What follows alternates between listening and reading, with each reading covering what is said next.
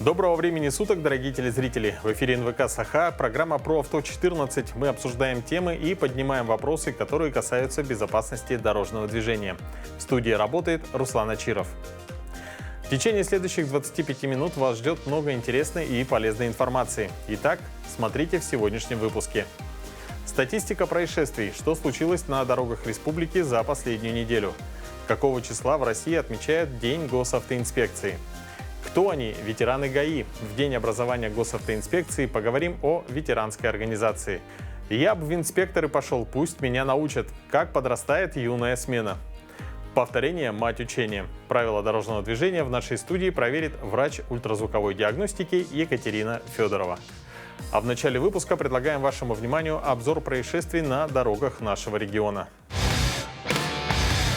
На автомобильных дорогах республики с 30 июня по 6 июля зарегистрировано 19 дорожно-транспортных происшествий, где травмировано 9 человек, в том числе 4 несовершеннолетних. Так, 30 июня в Алдане водитель, управляя мопедом марки Honda Dia, при проезде искусственной неровности не справился с управлением и допустил опрокидывание. В результате происшествия мужчина был госпитализирован в травматологическое отделение. В ходе проверки установлено, что пострадавший не имеет права вождения транспортными средствами, а мототранспорт не состоит на учете в госавтоинспекции. Кроме этого, отсутствует полис ОСАГО. По факту ДТП проводится проверка. 1 июля в Якутске водитель автомобиля Mitsubishi X-Clip Cross, двигаясь по дворовой территории, совершил наезд на несовершеннолетнего пешехода, которому диагностировали ушибы. 5 июля водитель автомобиля Toyota Wish при повороте направо на улице Кирова не уступил дорогу двум пешеходам. Прибывшая бригада скорой медицинской помощи доставила пешеходов в медучреждение, где им диагностировали различные ушибы, ссадины и переломы. Госавтоинспекции 89 лет, и, пожалуй, многие старожилы помнят легендарного инспектора Дмитрия Алексеева.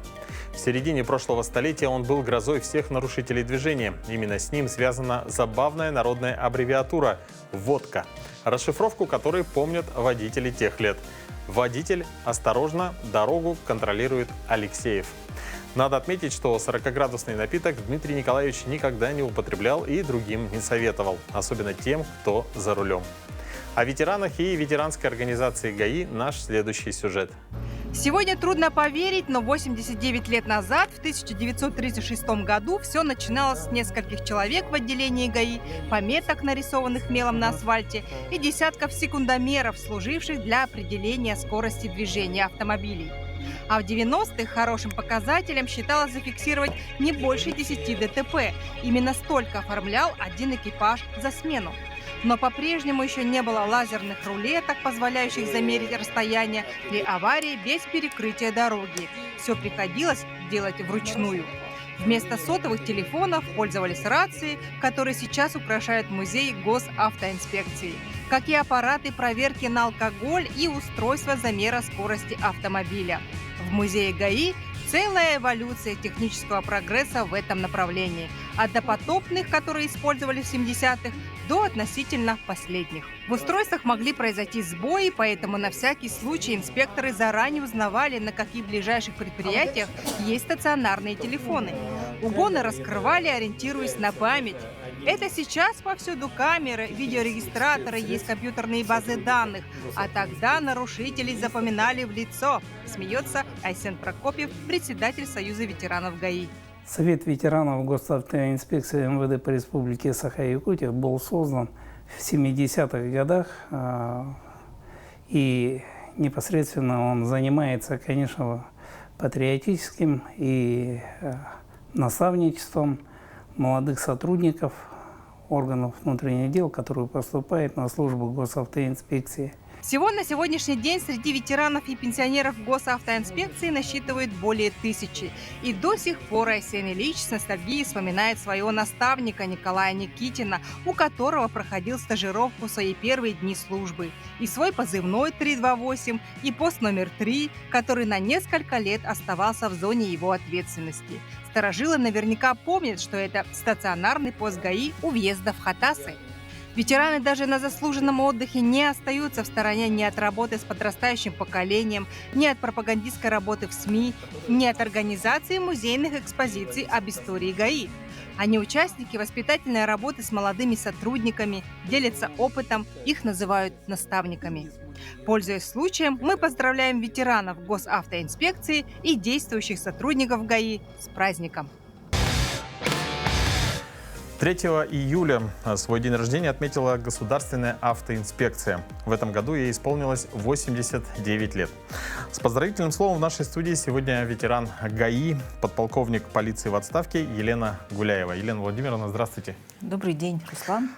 Поздравляем вас и ваших коллег, ветеранов службы с праздником и с Днем образования Госавтоинспекции. Спасибо большое. Разрешите отметить, что в прошлом году наша служба вернула себе прежнее имя Госавтоинспекция, ну а я сегодня первый раз в этой студии в новом статусе пенсионера и ветерана. Ну, еще раз поздравляю Спасибо вас большое. с знаменательным событием. И расскажите про себя, как и когда вы пришли в Госавтоинспекцию и почему выбрали эту профессию.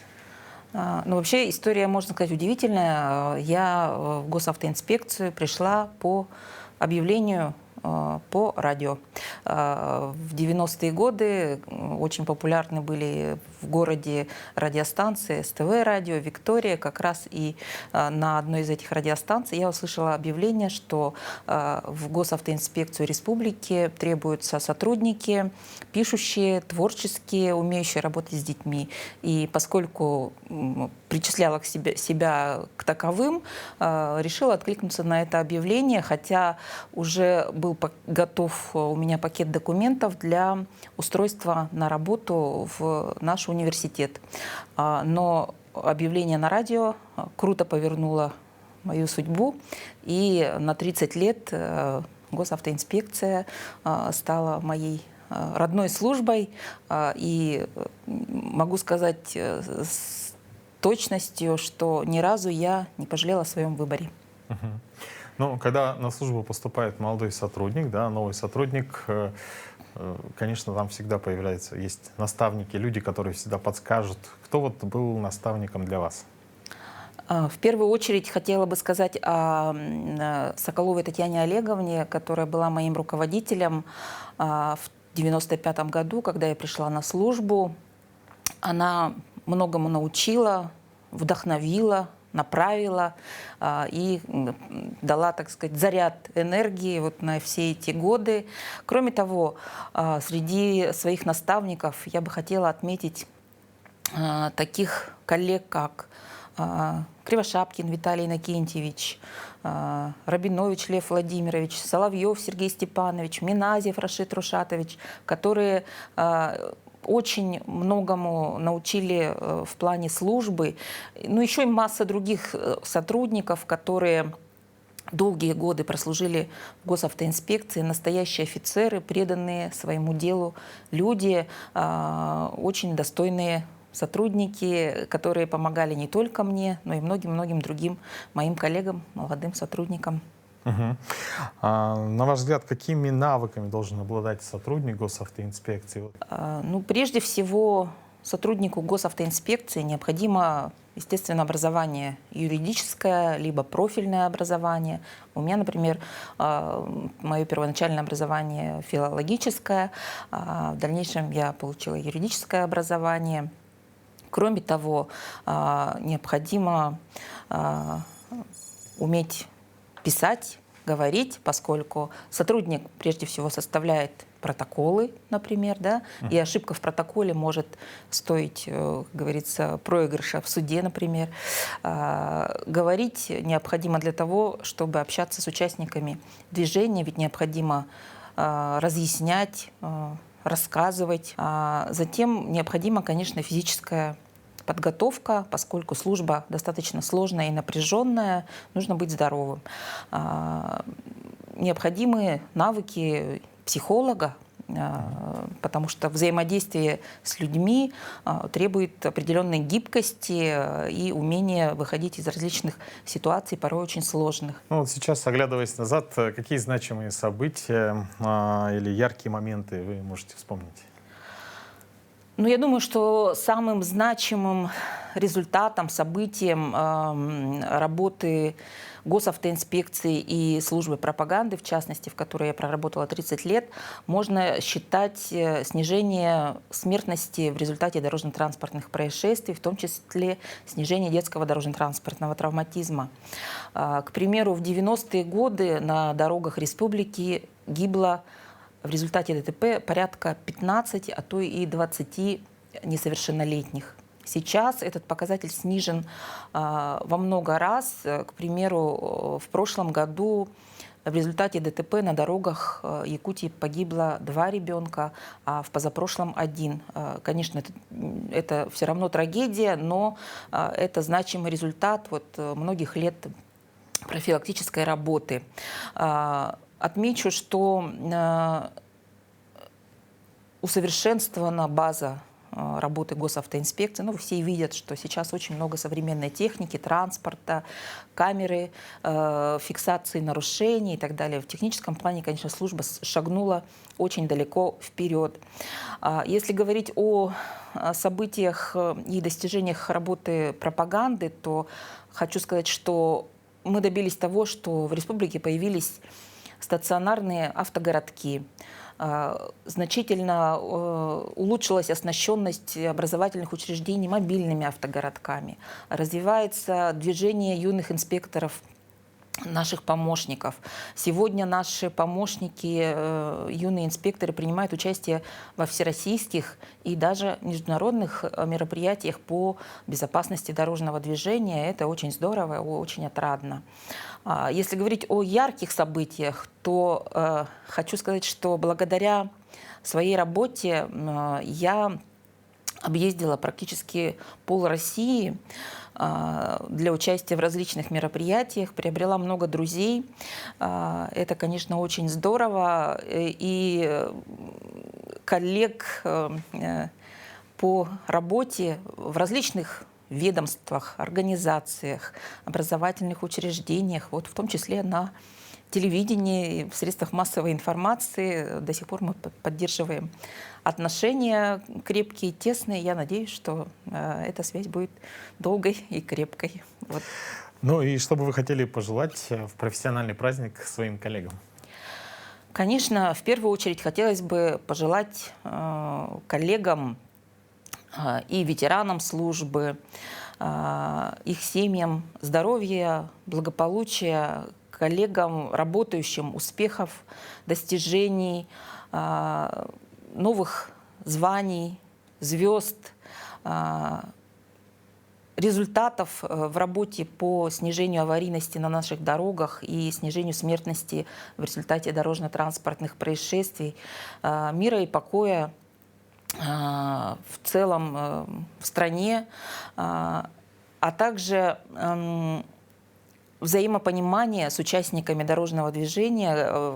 Сегодня факторов риска на дорогах значительно больше, и от сотрудника требуется все больше умений, напряжения, сил для того, чтобы эти риски нивелировать и снизить аварийность. Нашим коллегам, ветеранам, пенсионерам хотелось бы пожелать долгих счастливых лет, активного долголетия, участия неизменного в жизни госавтоинспекции, чтобы у них в семьях все было хорошо и стабильно. Спасибо большое. Спасибо. Дорогие друзья, я напоминаю, что у нас в гостях была ветеран госавтоинспекции Елена Гуляева. А мы продолжаем. Летний период для сотрудников госавтоинспекции самый активный и ответственный в плане работы. Ведь на улицах становится больше детей. На велосипедах, самокатах и просто пешеходов. Но за юных инспекторов движения можно не волноваться. Они прекрасно знают правила дорожного движения и сами могут обучить всех желающих. Организованная пешая колонна – это группа людей, которые идут по дороге в одну сторону. Такой колонной могут объявить себя любые 4 человека с флажками или фонарями в темное время суток. Об этом нам поведал юидовец Илья Строев, который состоит в движении больше года, и он серьезно подумывает в будущем вступить в ряды ГИБДД. Пешеходы, сопровождающиеся в колонне, они должны двигаться по обочине, либо по пешеходному переходу. и должно быть 2 взрослых сопровождающих. Кроме того, на проезжей части можно выстроиться не больше, чем по 4 человека в ряд. Сопровождающие в это число не входят. А сколько человек должно быть сопровождать взрослых, имеется в виду? От 2, 2 это можно, и до 4. 4. Взрослых, да? Да. Ага. Что-то в руках они должны держать, дети, либо взрослые, чтобы как бы обозначить, что это пешая колонна? Да. Они должны держать красные флажки, такие маленькие. Флажки сигнализируют водителям о необходимости сконцентрировать внимание. И отметим, что в отличие от движения пешеходов, организованная колонна должна идти по попутной стороне проезжей части, то есть в одном направлении с транспортными средствами. За пределами города колонны движутся по направлению транспорта, то есть навстречу транспорту. А если мы движемся в городе, то по направлению. Это обязательное требование по направлению транспорта, потому что, во-первых, можно в любой момент сесть, сойти и так далее. Переход через улицу группе учащихся разрешается только по пешеходным переходам, обозначенных разметкой или дорожным указательным знаком «Пешеходный переход». А если их нет, то по линии тротуаров или обочин. Запрещено перемещаться, бегать, выбегать из колонны, друг друга там дергать, кричать, визжать, как говорится, да. Все дети маленькие, и поэтому, конечно же, с ними идут и воспитатели, и учителя. Колонна по краю дороги или по ее обочине должна двигаться строго по одному.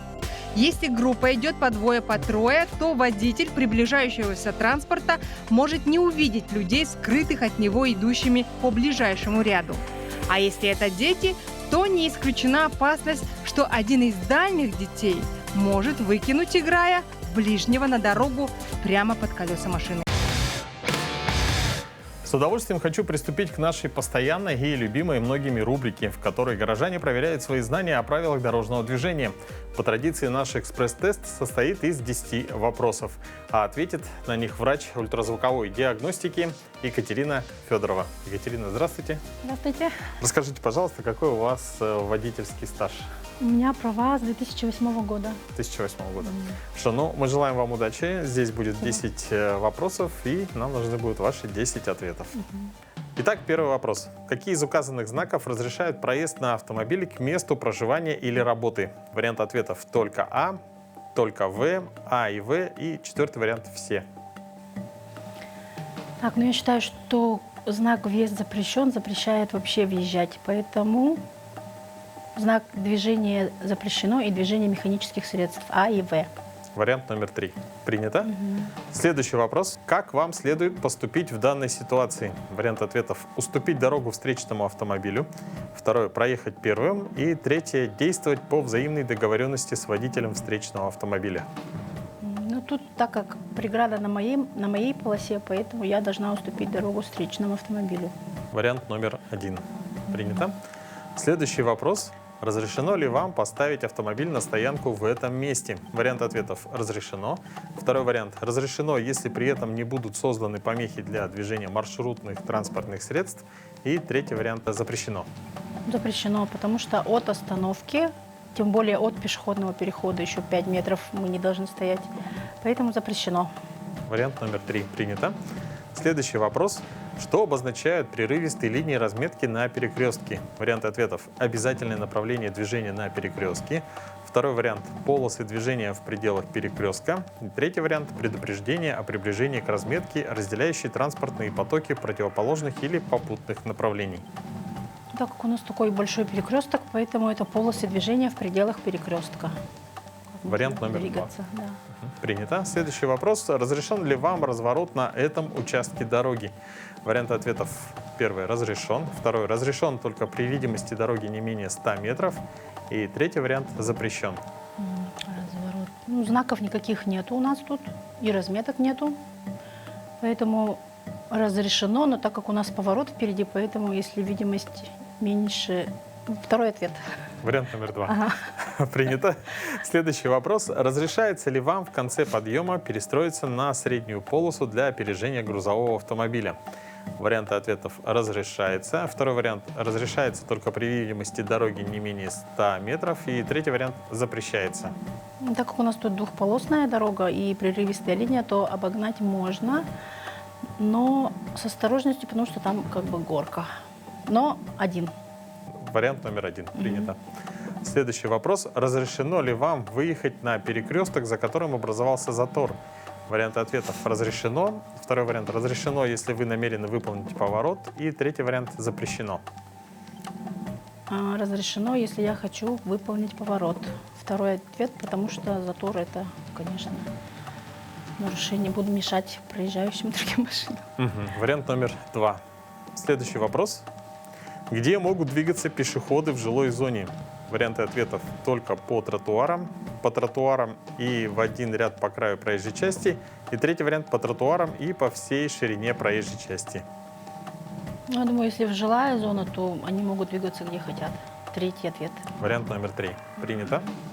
Следующий вопрос. Какую оптимальную позу следует придать пострадавшему, находящемуся в сознании при подозрении на травму позвоночника? Варианты ответов: уложить пострадавшего на бок.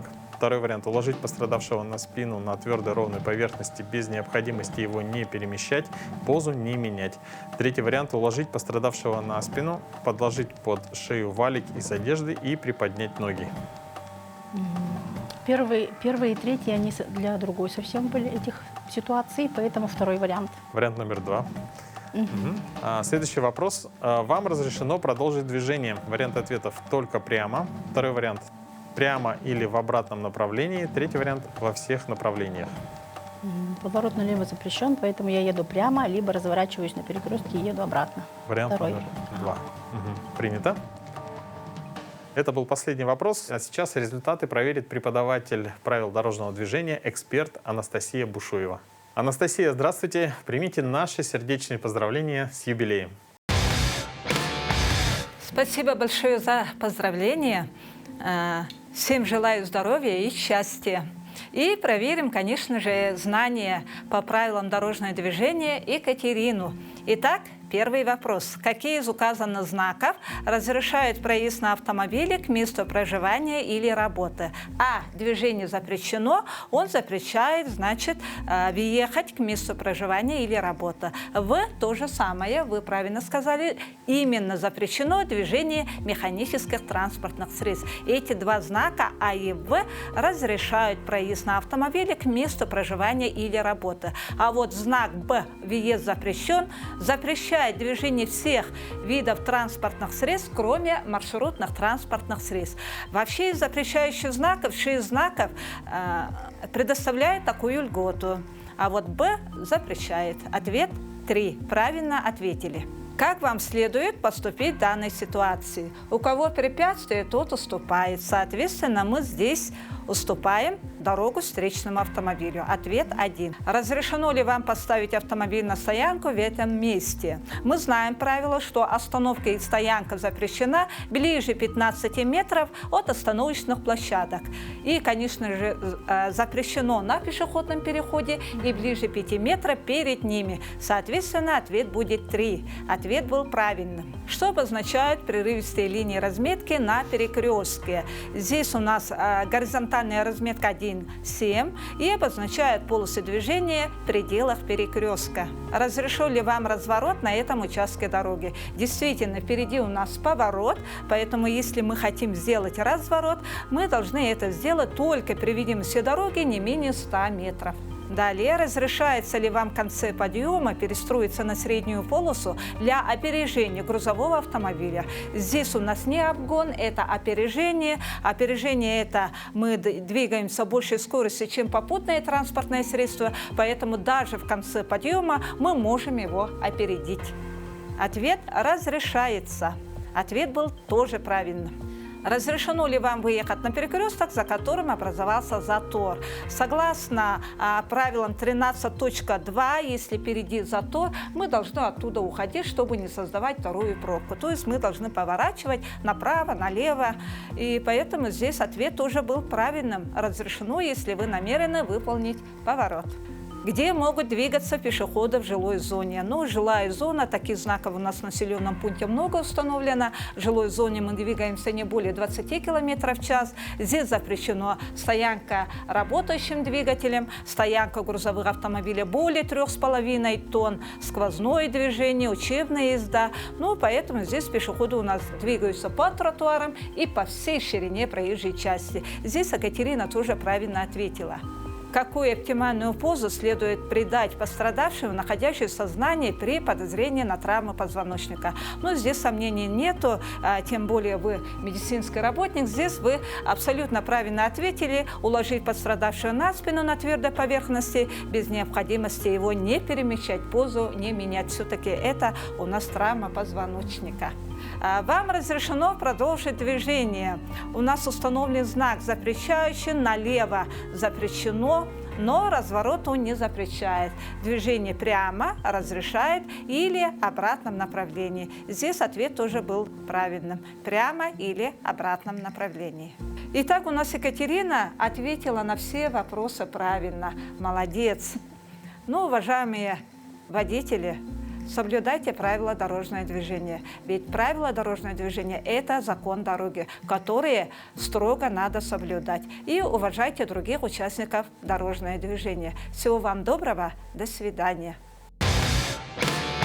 Вот и подошла к концу наша передача. Дорогие телезрители, будьте бдительны, соблюдайте правила дорожного движения и берегите себя. До новых встреч!